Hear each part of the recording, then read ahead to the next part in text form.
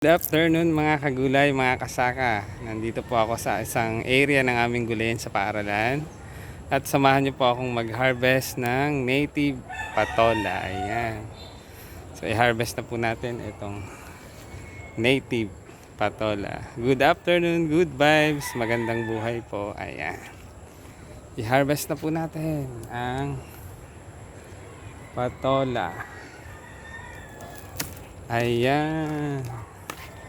So fresh na fresh po ang haba ng native patola. Ayan. So ito na po ang aming na-harvest na patola. Ayan. So ito na po. Magandang buhay. Kung nag-enjoy po kayo sa aking short video reels, palike and share and comment na rin po sa comment section. And palike na rin po ng Maestro Panaderong Gala, ang aking YouTube channel. Isa. Ayan.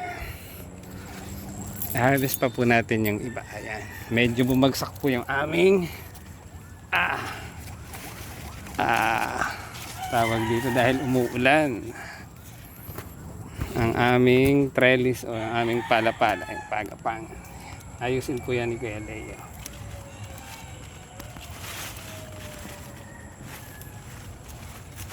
Ayan po.